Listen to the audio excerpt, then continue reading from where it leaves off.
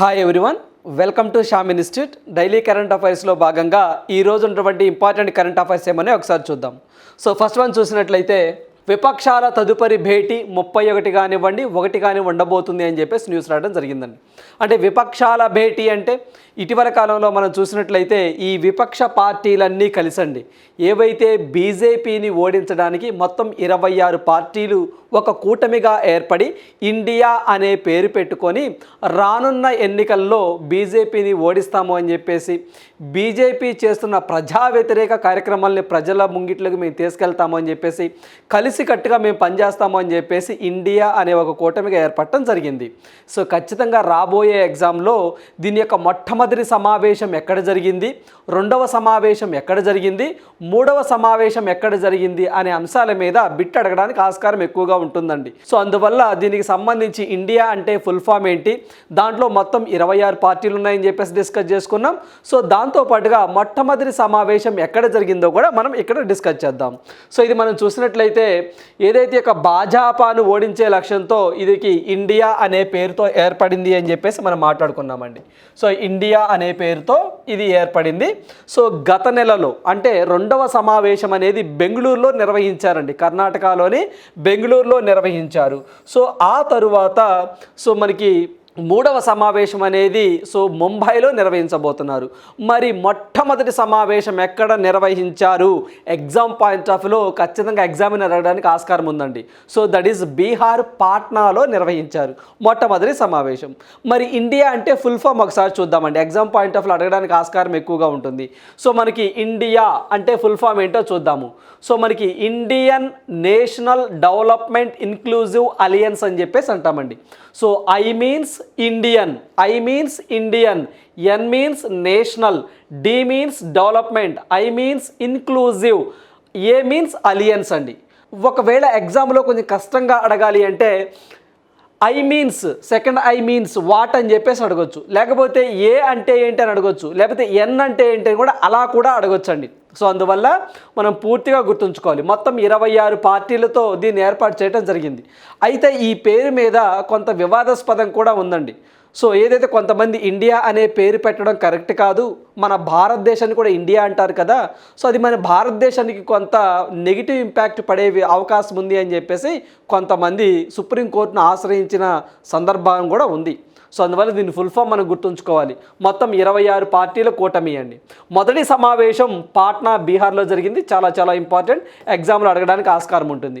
రెండవ సమావేశం అనేది బెంగళూరులో నిర్వహించారండి వెరీ రీసెంట్గా. అదేవిధంగా మూడవ సమావేశం అనేది ఈ మంత్ ఎండింగ్న ఆగస్టు 31 కానివ్వండి లేదా 1వ తారీఖు కానివ్వండి, అంటే ఆగస్టు తర్వాత సెప్టెంబర్ 1వ తారీఖు కానివ్వండి ముంబైలో నిర్వహిస్తాము అని చెప్పేసి అన్నారు. సో అందువల్ల ఖచ్చితంగా ఈ 3 గురించి మనం గుర్తుంచుకోవాలి ఎగ్జామ్ పాయింట్ ఆఫ్ వ్యూలో, దాని ఫుల్ ఫామ్ కూడా గుర్తుంచుకోండి. రైట్. సో నెక్స్ట్ వన్ చూద్దాము. సో నెక్స్ట్ వన్ చూసినట్లయితే ఐఐఎం అంటే ఇండియన్ ఇన్స్టిట్యూట్ ఆఫ్ మేనేజ్మెంట్ అంటామండి. ఈ యొక్క ఐఐఎంల పర్యవేక్షణ అధికారం రాష్ట్రపతికి అని చెప్పేసి లోక్సభలో ఒక బిల్లుని తీసుకురావడం జరిగిందండి. అంటే ఇప్పటి నుంచి ఇండియన్ ఇన్స్టిట్యూట్ ఆఫ్ మేనేజ్మెంట్స్ అన్నీ ఎవరి ఆధ్వర్యంలో అంటే ఎవరి నియంత్రణలో పనిచేస్తాయి అంటే రాష్ట్రపతి గారి నియంత్రణలో పనిచేస్తాయి. ఆల్రెడీ ఐఐటీస్ అండి, ఇండియన్ ఇన్స్టిట్యూట్ ఆఫ్ అని చెప్పేసి IIT, Indian institute of technologies అని చెప్పేసి అంటాం. ఇవన్నీ కూడా ఆల్రెడీ విజిటర్గా అంటే ఏదైతే ప్రెసిడెంట్ గారి ఆధ్వర్యంలోనే పనిచేస్తున్నాయి. సో ఇప్పుడు కూడా ఐఐఎంలు కూడా వీటి ఈమె పరిధిలోకి తీసుకురావడం జరిగిందండి. సో రాష్ట్రపతి గారి పరిధిలోకి తీసుకురావడం జరిగింది. సో ఇది మనం చూసినట్లయితే లోక్సభలో బిల్లు ఆమోదం అని చెప్పేసి అన్నారు.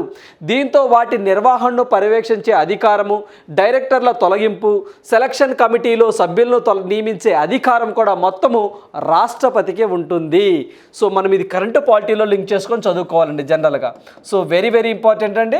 సో ఏదైతే మనకి వాటి యొక్క నిర్వహణను పర్యవేక్షించే అధికారం కానివ్వండి, డైరెక్టర్ల తొలగింపు కానివ్వండి, అదేవిధంగా సెలక్షన్ కమిటీలో సభ్యులను కానీ నియమించే అధికారం ఎవరు సార్ అంటే రాష్ట్రపతికి ఉండబోతుంది.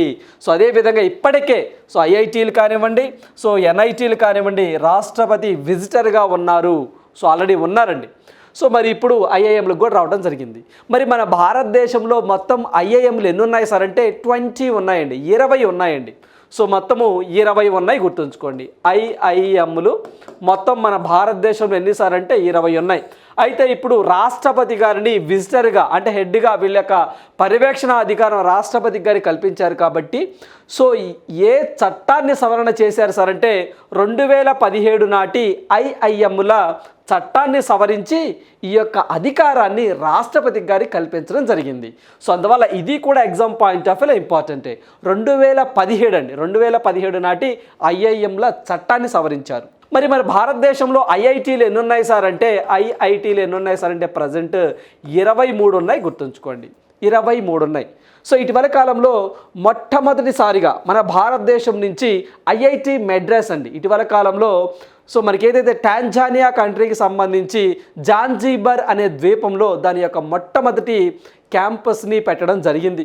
దానికి మొట్టమొదటి మహిళా డైరెక్టర్గా ప్రీతి అగల్యం అని చెప్పేసి ఆమెను కూడా నియమించడం జరిగింది. సో ఆ పాయింట్లో గుర్తుంచుకోండి. ఇటీవల కాలంలో నరేంద్ర మోదీ గారు యునైటెడ్ అరబ్ ఎమిరేట్స్కి సంబంధించి పర్యటన చేపట్టారు. ఆ పర్యటనలో భాగంగా అబుదాబీలో సో మేము ఫ్యూచర్లో ఐఐటి ఢిల్లీ క్యాంపస్ను పెడతాము అని చెప్పేసి కూడా ఎంఓయూ చేసుకోవడం జరిగింది. సో ఇవన్నీ కూడా ఇక్కడ మనం గుర్తుంచుకోవాల్సినటువంటి అంశాలు. రైట్. సో నెక్స్ట్ వన్ చూద్దాము. ఒకేసారి 508 రైల్వే స్టేషన్లు అభివృద్ధి పనుల ప్రారంభం అని చెప్పేసి న్యూస్ రావడం జరిగిందండి. సో ఒకేసారి 508 రైల్వే స్టేషన్లు అభివృద్ధి చేస్తున్నారట. సో వీటిని ఈ నెల 6వ తారీఖున వర్చువల్గా నరేంద్ర మోదీ గారు ప్రారంభించనున్నారు. సో వీటిలో భాగంగా మొత్తము 24,470 కోట్లు ఖర్చు చేస్తామని చెప్పేసి రైల్వే మినిస్ట్రీ చెప్పడం జరిగిందండి. సో అయితే దీన్ని మనం తెలుసుకునే ముందు దీని బ్యాక్గ్రౌండ్ ఒకసారి చూద్దామండి. అసలు ఈ స్కీమ్ అంటే ఏ స్కీమ్లో భాగంగా సో ఈ యొక్క 508 రైల్వే స్టేషన్స్ను అభివృద్ధి చేస్తున్నారు, 24,470 కోట్లను ఖర్చు చేస్తున్నారు అని చెప్పేసి అన్నారు. ఇదేంటో ఒకసారి చూద్దాము. ఇది మనం చూసినట్లయితే సో ఇది అమృత్ భారత్ స్టేషన్ పథకము అని చెప్పేసి ఈ పథకంలో భాగంగా మొత్తము 1309 రైల్వే స్టేషన్స్ను అభివృద్ధి చేయాలి అనే లక్ష్యంతో గవర్నమెంట్ ఆఫ్ ఇండియా టార్గెట్ పెట్టుకుందండి.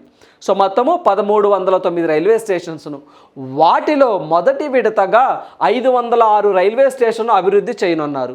ఆ 506 రైల్వే స్టేషన్ల యొక్క ప్రారంభ పనులను నరేంద్ర మోదీ గారు 6వ తారీఖున వర్చువల్గా ప్రారంభించి 24,470 కోట్లు ఖర్చు చేస్తామన్నారు. మరి ఆ 506లో తెలంగాణ నుంచి ఎన్ని రైల్వే స్టేషన్స్ ఉన్నాయి సార్ అంటే 21 రైల్వే స్టేషన్స్ ఉన్నాయి. మరి మన ఆంధ్రప్రదేశ్ నుంచి ఎన్ని ఉన్నాయి సార్ అంటే 18 రైల్వే స్టేషన్స్ ఉన్నాయి. సో ఇవి గుర్తుంచుకోండి. ఓవరాల్గా 500 రైల్వే స్టేషన్ను అమృత్ భారత్ స్టేషన్ పథకం కింద ప్రారంభించనున్నారు. సో ఇది ఒకటి గుర్తుంచుకోండి. వీటితో పాటుగా ఇంకొక కాన్సెప్ట్ ఒకటి ఉందండి. సో మనకి 1 స్టేషన్ 1 ప్రొడక్ట్ అని చెప్పేసి సో మనకి 1 స్టేషన్ 1 ప్రొడక్ట్ అని చెప్పేసి ఒక పథకాన్ని తీసుకొచ్చారండి. 1 స్టేషన్ 1 ప్రొడక్ట్ అంటే వోకల్ ఫర్ లోకల్. సో ఏదైతే స్థానికంగా పండించినటువంటి పంటలు కానివ్వండి, స్థానికంగా తయారు చేసిన హస్తకళలు కానివ్వండి, ఏమైనా ప్రొడక్ట్స్ కానివ్వండి, సో ఆ దగ్గరలో ఉన్న రైల్వే స్టేషన్లో ఒక అవుట్లెట్స్ లాగా పెడతారండి. సో అక్కడ విక్రయాలు చేపడతారు. దానివల్ల ఆ యొక్క ప్రాంతానికి భౌగోళికంగా గుర్తింపు వస్తుంది. ఎట్ ద సేమ్ టైం ఆ యొక్క వస్తువు వాల్యూ కూడా పెరుగుతుంది అనే ఉద్దేశంతో 1 స్టేషన్ 1 ప్రొడక్ట్ అనే ఒక కాన్సెప్ట్ని తీసుకొచ్చారు. దీంట్లో భాగంగా మొత్తం 21 స్టేట్స్లో అంటే 21 రాష్ట్రాలలో మొత్తము 728 అవుట్లెట్స్ నండి. అంటే ఒక్కొక్క రైల్వే స్టేషన్లో ఎన్ని అవుట్లెట్స్ పెట్టుకున్నారు అంటే ఇప్పటి వరకు 728 అవుట్లెట్స్ పెట్టారండి.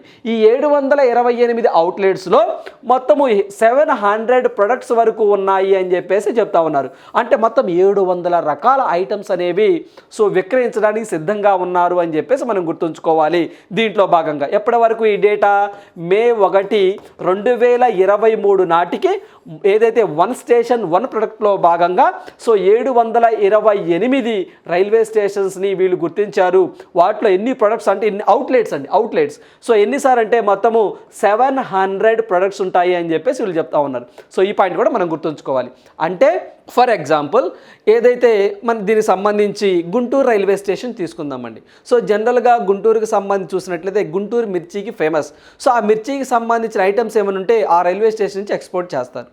సో అదేవిధంగా మనకి ఏదైనా ఫర్ ఎగ్జాంపుల్ ఇక్కడ కాకినాడ తీసుకుందాం. కాకినాడ రైల్వే అంటే గుర్తింపు పొందిన రైల్వే స్టేషన్స్ అండి. అలాంటివే మొత్తం 728.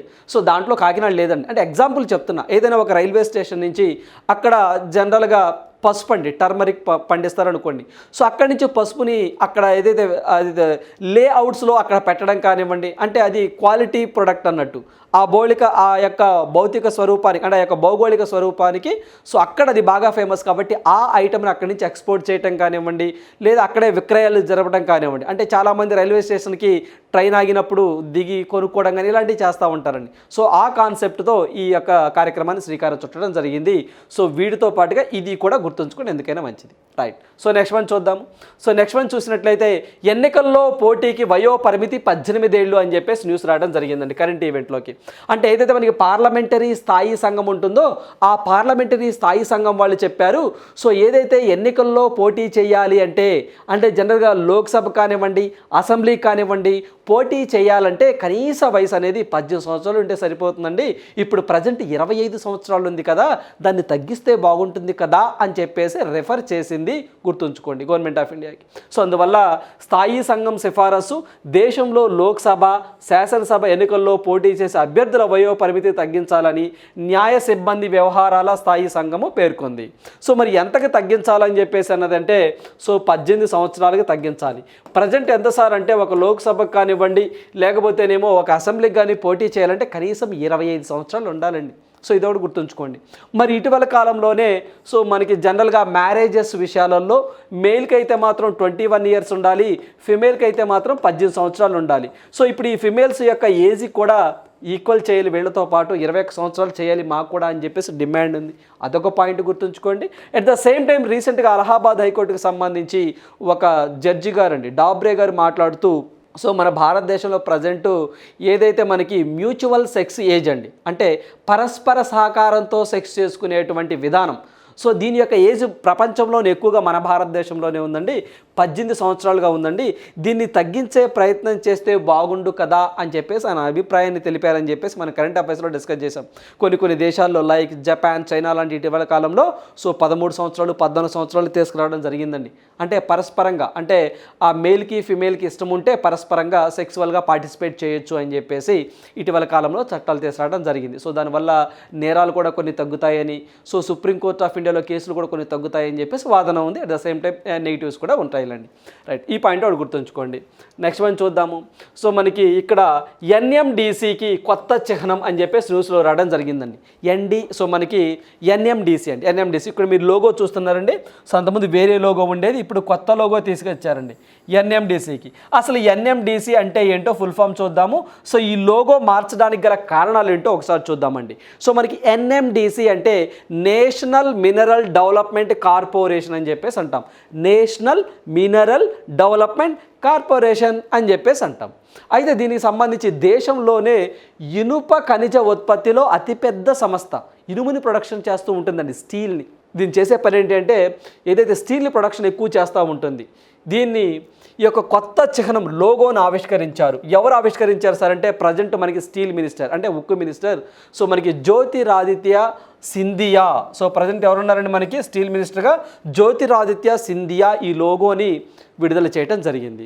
సో దీనికి సంబంధించి చూసినట్లయితే ఎందుకు సార్ ఆ లోగోని విడుదల చేయడానికి ప్రధాన కారణం ఏంటి సార్ అంటే వరుసగా 2 ఆర్థిక సంవత్సరాలలో సో వెరీ ఇంపార్టెంట్ అండి, ఈ లోగో ఎందుకు క్రియేట్ చేశారు, కొత్త లోగోని ఎందుకు పెట్టారు, రీజన్ ఏంటి సార్ అంటే వరుసగా 2 ఆర్థిక సంవత్సరాలలో 40 మిలియన్ టన్సుల 40 మిలియన్ టన్సుల ఉక్కుని మేము ప్రొడ్యూస్ చేశాము. భవిష్యత్తులో అభివృద్ధికి చిహ్నంగా ఈ లోగో ఉండబోతుందనే ఉద్దేశంతో మేము దీని లోగోని రిలీజ్ చేశాము అని చెప్పేసి మనకి మినిస్టర్ జ్యోతిరాదిత్య సింధియా చెప్పడం జరిగింది. సో అందువల్ల పాయింట్ బాగా గుర్తుంచుకోండి. సో ఇక్కడ మనం చూస్తే ఫుల్ ఫామ్ అండి నేషనల్ మినరల్ డెవలప్మెంట్ కార్పొరేషన్ అని చెప్పేసి డిస్కస్ చేశాం. సో ఎందుకు సార్ 2 వరుస ఆర్థిక సంవత్సరాలలో 40 మిలియన్ టన్స్ ఉత్పత్తిని సాధించిన నేపథ్యంలో అభివృద్ధికి చిహ్నంగా ఈ లోగోని చేశాము అని చెప్పేసి మీరు గుర్తుంచుకోవాలి. మరి వీటితో పాటుగా దీని హెడ్ క్వార్టర్ ఎక్కడ ఉంటుంది సార్, ఈ యొక్క ఎన్ఎండిసి హెడ్ క్వార్టర్ ఎక్కడ సార్ అంటే సో హైదరాబాద్ తెలంగాణ అండి. సో ఇటీవల కాలంలో దీనికి చైర్మన్గా ఒక ఆయన వచ్చారండి. సో మనకి ఇంటర్మ్గా చైర్మన్ అండ్ ఎండీగా సో ఒక వ్యక్తి వచ్చారు. ఎవరు సార్ అంటే ఇది వచ్చేసరికి అమితావ్ ముఖర్జీ అని చెప్పేసి సో మనకి అమితావ్ ముఖర్జీ అండి. సో మనకి ముఖర్జీ అని చెప్పేసి కొత్తగా రావడం జరిగిందండి. అమితావ్ ముఖర్జీ అనే వ్యక్తి ఎండి అండ్ చైర్మన్గా ఉండడం జరిగింది. So it is a Navratna company అండి. సో మనకి నవరత్న కంపెనీ, ఇది ఒక నవరత్న కంపెనీ. సో మీ అందరికీ తెలిసే ఉంటుందండి, మినీరత్న, నవరత్న, మహారత్న. నిన్న కూడా దాని గురించి మనం డిస్కస్ చేసామండి, మొత్తం ఎన్ని ఉన్నాయని చెప్పేసి. మన భారతదేశంలో మొత్తం వచ్చేసరికి 13 అండి. సో మనకి మహారత్న, 14 నవరత్న కంపెనీస్ ఉన్నాయని చెప్పేసి నిన్న కరెంట్ అఫైర్స్ కూడా మనం డిస్కస్ చేయడం జరిగింది. So it is a Navratna company అని చెప్పేసి మీరు గుర్తుంచుకోవాలి. So at the same time చాలా ఇంపార్టెంట్ అండి. సో మనకి నేషనల్ స్టీల్ పాలసీ అని చెప్పేసి 2030 సంవత్సరం కల్లా చాలా ఇంపార్టెంట్ అండి. 2030 సంవత్సరం కల్లా నేషనల్ స్టీల్ పాలసీలో భాగంగా మనము 300 మిలియన్ టన్స్ స్టీల్ని ప్రొడక్షన్ చేయాలి అని చెప్పేసి టార్గెట్గా పెట్టుకున్నాం. ప్రపంచంలో ఎక్కువగా స్టీల్ని ఉత్పత్తి చేసే దేశాలలో ఏ దేశం ఉంది సార్ అంటే, సో ప్రజెంట్ అయితే మాత్రము చైనా ఉందండి. అటు ఇటు మారుతూ ఉంటాయండి, సంవత్సరానికి చైనా ఉంది. అంటే మన ప్రొడక్షన్కి సంబంధించి కూడా మనం ఇంపోర్ట్స్ చేసుకుంటున్నామని సరిపోక మన దగ్గర స్టీల్. సో అలాంటి వాటిని కాకుండా మనమే సెల్ఫ్ రిలయంట్గా ప్రొడక్షన్ చేసుకోవాలనే ఉద్దేశంతో సో మనకి 2030 కల్లా 300 మిలియన్ టన్స్ స్టీల్ని మనం ప్రొడక్షన్ చేయాలి, ఉత్పత్తి చేసుకోవాలని టార్గెట్గా పెట్టాయి. మరి ఇప్పుడు ఎంత ప్రొడక్షన్ చేస్తుంది సార్ భారతదేశము అంటే, 2021-22 సంవత్సరం కల్లా మన భారతదేశం కెపాసిటీ ఎంత అంటే 154 మిలియన్ టన్స్ అండి, 154 మిలియన్ టన్స్. సో దానిని డబల్ చేయాలి ఎప్పటికల్లా, 2030 కల్లా 300 మిలియన్ టన్స్ని మనం ప్రొడక్షన్ చేయాలని చెప్పేసి నేషనల్ స్టీల్ పాలసీ 2030 అని చెప్పేసి నిర్దేశించింది, గుర్తుంచుకోండి. సో ఇవన్నీ కూడా మీకు కాన్సెప్ట్ విధానంగా చెప్పడం జరుగుతుందండి. సో ప్రతి పాయింట్ కూడా మీకు ఎగ్జామ్ పాయింట్ ఆఫ్ వ్యూలో యూస్ఫుల్ అయ్యేదే మనం ఇక్కడ అందించడం జరుగుతుంది.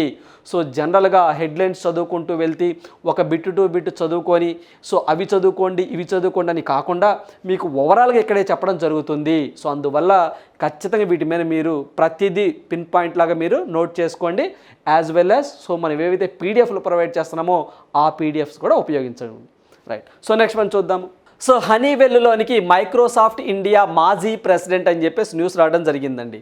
సో ఇక్కడ మనం చూసినట్లయితే మాజీ ప్రెసిడెంట్, సో దేనికి మాజీ ప్రెసిడెంట్, మైక్రోసాఫ్ట్ మాజీ ప్రెసిడెంట్ అండి. అంటే ఒకప్పుడు మన ఇండియాకి హెడ్గా పనిచేసిన వ్యక్తి అండి ఇతను. సో ఇతని పేరు వచ్చేసరికి మనకి అనంత నాగేశ్వర్ అని చెప్పేసి అంటామండి. సో ఏదైతే మనకి మాజీ అనంత నాగేశ్వర్ అని చెప్పేసి ఇతను అంటామండి, ఇతని పేరు అది.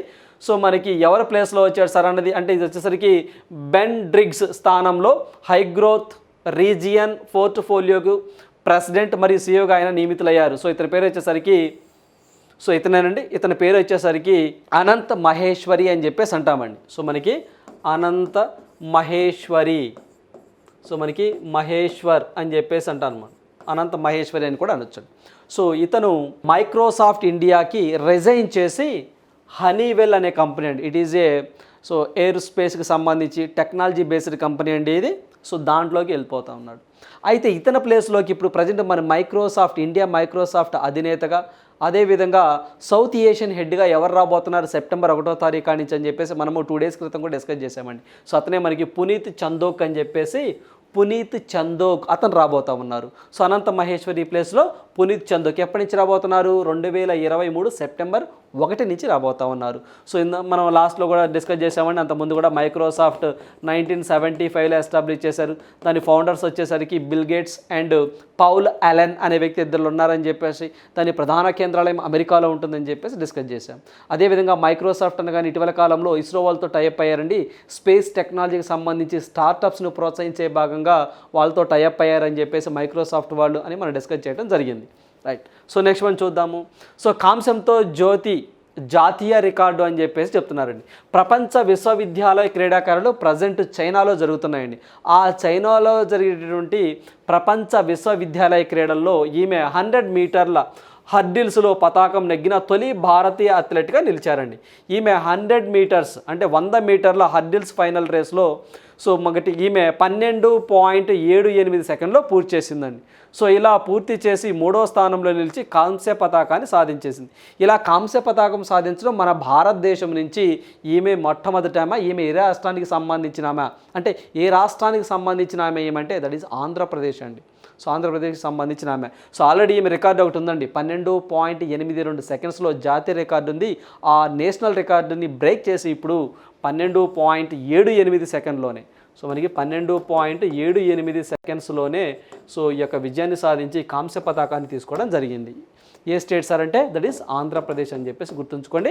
సో ఇంకా ఇవి ప్రపంచ విశ్వవిద్యాలయ క్రీడలు జరుగుతూ ఉన్నాయండి. So end of the day అయిపోయిన తర్వాత భారతదేశం ఎన్ని గోల్డ్ విన్ అయింది, ఎన్ని బ్రాంజ్ అయింది ఏంటి అని చెప్పేసి అప్పుడు కూడా డిస్కస్ చేద్దాం. రైట్. సో నెక్స్ట్ వన్ చూద్దాము. 74% of the smart city projects completed, but urban challenges are still unaddressed.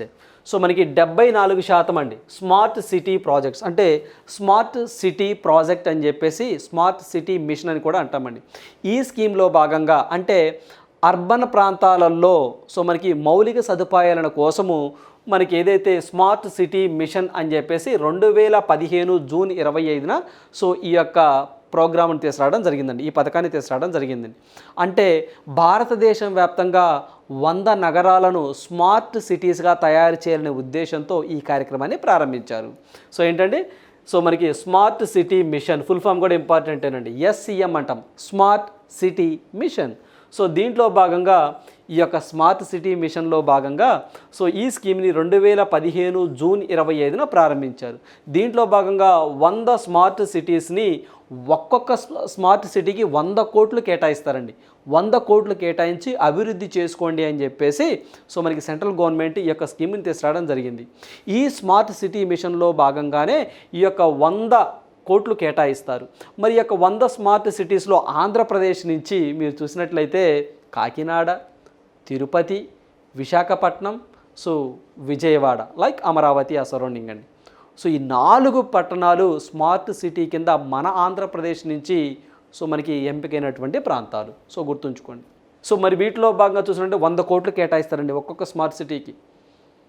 అంటే ఇన్ఫ్రాస్ట్రక్చర్, రోడ్లు వేసుకోవడం అని కానివ్వండి, స్ట్రీట్ లైట్స్ కానివ్వండి, హాస్పిటల్స్ కట్టుకోమని కానివ్వండి, ఇన్ఫ్రాస్ట్రక్చర్ మౌలిక సదుపాయాలని చేసుకోండి అని చెప్పేసి ఒక్కొక్క సిటీకి 100 కోట్లు ఇస్తారు, గుర్తుంచుకోండి.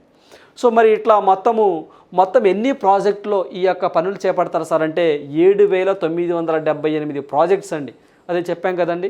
సో రోడ్స్ కానివ్వండి, ఎలక్ట్రిసిటీ కానివ్వండి, ఇరిగేషన్ కానివ్వండి, ఇలాంటివి 7,978 ప్రాజెక్ట్స్లో వీళ్ళు ఇన్వెస్ట్మెంట్ అంటే అభివృద్ధి చేయాలంటే ఇప్పటివరకు ఎన్ని ప్రాజెక్ట్స్ కంప్లీట్ అయినాయి సార్ అంటే 5,909, అంటే పర్సెంటేజ్ చెప్పాలంటే 74% కంప్లీట్ అయినాయండి.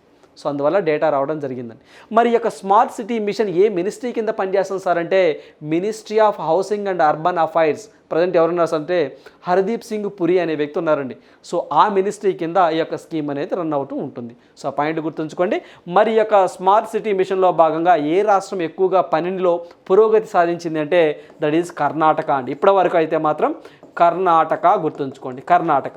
మరి ఏ పర్టికులర్గా సిటీ అడిగామనుకోండి, రాష్ట్రం అయితే కర్ణాటక, సిటీ అయితే మాత్రం పూణే అండి, పూణే మహారాష్ట్ర గుర్తుంచుకోండి. ఇవి ముందంజలో ఉన్నాయి ఈ యొక్క స్కీమ్ని రన్ చేయటంలో, అంటే అక్కడ అభివృద్ధి పనులు వేగంగా జరుగుతున్నాయి అని చెప్పేసి దాని meaning. Right. So next one చూద్దాం. సో మనకి N Vittal, architect of IT sector no more. So ఇక్కడ మీరు చూసినట్లయితే ఇక్కడ మనకి నటరాజన్ విఠల్ అని చెప్పేసి ఇతను చనిపోవడం జరిగిందండి. ఇతను పుట్టింది కర్ణాటక తిరువనంతపురం అండి, చనిపోయింది మాత్రం చెన్నై తమిళనాడు అండి. సో ఈయన చనిపోయాడు కాబట్టి సో ఇతనికి సంబంధించి రేపు ఎగ్జామ్లో బిట్ రావడానికి ఆస్కారం ఉంటుందండి. ఎందుకంటే IT సెక్టార్కి సంబంధించి ఇతను సెక్రటరీగా చేస్తున్నారు, CVC అంటే సెంట్రల్ విజిలెన్స్ కమిషనర్గా కూడా ఇతను ఆ యొక్క పోర్ట్ఫోలియో నిర్వహించాడని చనిపోవడం జరిగింది. మరి దాంతోపాటుగా సో మరి ఇతనికి మంచి ప్రెస్టీజియస్ అవార్డు కూడా ఒకటి రావడం జరిగిందండి. సో అదే పద్మభూషణ్ అవార్డు అండి. సో మనకి పద్మభూషణ్ అవార్డు కూడా రావడం జరిగింది.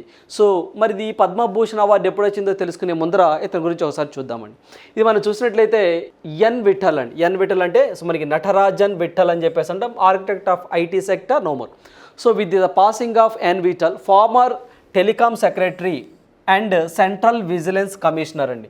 సో మనకి ఫార్మర్ టెలికాం సెక్రటరీగా పనిచేస్తున్నారు, అదేవిధంగా CVC సెంట్రల్ విజిలెన్స్ కమిషనర్గా పనిచేస్తున్నారు. సో అదేవిధంగా ఇతను చనిపోయారు అని చెప్పేసి ఇతను ఆ టైంలో అంటే ఏదైతే మనకి యొక్క టెలికాం సెక్టర్గా పనిచేసే టైంలో విశేష సేవలు చేయటం వల్ల ఇప్పుడు ఆ ఫ్రూట్స్ అన్ని ఆ ఫలాలు మనం అందుకుంటున్నాము అని చెప్పేసి కూడా మనం చెప్పొచ్చండి. మరి ప్రజెంట్ ఇప్పుడు IT సెక్టార్కి సంబంధించి చూసినట్లయితే సో ఇది తర్వాత చూద్దామండి పద్మభూషణ్ గురించి. ఇప్పుడు IT సెక్టార్కి సంబంధించి చూసినట్లయితే ప్రజెంట్ మన IT సెక్టార్ యొక్క వాల్యూ వచ్చేసరికి $250 బిలియన్ ఉందండి. అంటే జీడిపి గ్రోత్ రేట్లో చూసినట్లయితే 9.5% ఉంది ఈ యొక్క ఐటీ సెక్టర్. దగ్గరగా ఎంప్లాయ్మెంట్ అనేది 6 million. So 6 million employment generation అయ్యారు ఇతను తీసుకున్న అప్పటి నిర్ణయాల వల్ల అని చెప్పేసి కూడా మనం చెప్పొచ్చు. అట్ ద సేమ్ టైం ఇందులో మనం చెప్పినట్లు ఇతనికి పద్మభూషణ్ అవార్డు ఎప్పుడు వచ్చింది సార్ అంటే 2012లో వచ్చిందండి. 2012లో వచ్చింది. This is the second highest Padma awards. అంటే పద్మ అవార్డ్స్లో సెకండ్ హైయెస్ట్. ఫస్ట్ అయితే మీకు తెలిసిందే పద్మ విభూషణ్, తర్వాత వచ్చేసరికి Padma Bhushan, Padma Shri. So second highest award 2012లో రావడం జరిగింది. సో ఈ పాయింట్ గుర్తుంచుకోండి సరిపోతుంది. ఏ రాష్ట్రం అంటే కేరళ అని చెప్పేసి గుర్తుంచుకోండి. కేరళ అండి, Kerala. Right. So next one చూద్దాం. Question for you. ఈ ప్రశ్న మీకోసమే. చూసినట్లయితే మన దేశంలో కేవలం సౌరశక్తితో నడిచే ఏకైక విమానాశ్రయం ఏంటి అని చెప్పేసి అన్నారండి. సో దట్ ఈజ్ కొచ్చిన్ అండి. కొచ్చిన్ ఇంటర్నేషనల్ ఎయిర్పోర్ట్ అని చెప్పేసి కొచ్చిన్. సో మనకి కొచ్చిన్ ఇంటర్నేషనల్ ఎయిర్పోర్ట్ ఎక్కడ అండి? కేరళ. రైట్. సో ఇవ్వండి ఈరోజు ఉన్నటువంటి ఇంపార్టెంట్ కరెంట్ అఫైర్స్.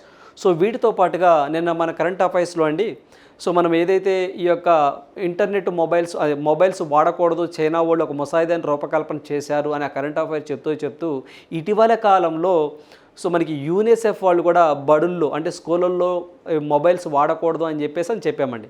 బట్ అది యూనిసెఫ్ కాదండి, యునెస్కో అని చెప్పేసి ఒక కరెక్షన్ చేసుకోండి. యునెస్కో ఏంటండి అది? సో మనకి యునెస్కో అండి, మనకి యునెస్కో అని చెప్పేసి అంటాం. ఇదొకటి.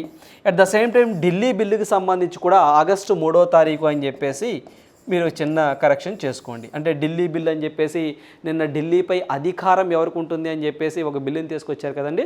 సో దాని కేంద్ర ప్రభుత్వానికే ఉంటుందన్నారు కదా, దాన్ని ఆగస్టు 4న బిల్లుని అని చెప్పేసి అన్నామండి. That is wrong. So August 3 అండి. ఇది వచ్చేసరికి యూనిసెఫ్ అని చెప్పాము. No, that is UNESCO. ఈ రెండు చిన్నగా కొంచెం కరెక్షన్ చేసుకోండి. దట్స్ ఎనఫ్, అంతే. రైట్. సో ఇవ్వండి ఈరోజు ఉన్నటువంటి ఇంపార్టెంట్ కరెంట్ అఫైర్స్. సో ప్రతి అభ్యర్థి కూడా అండి మిమ్మల్ని దృష్టిలో పెట్టుకొని కరెంట్ అఫైర్స్ చెప్పడం జరుగుతుందండి. సో ఖచ్చితంగా ఇలాంటి అవకాశాలను ఉపయోగించుకోండి. మనం జనరల్గా ఏవైతే పీడిఎఫ్ రూపంలో ఫ్రీగా మీకు ప్రొవైడ్ చేస్తున్నామో ఆ అవకాశాన్ని కూడా ఉపయోగించుకోండి. So thank you. All the best.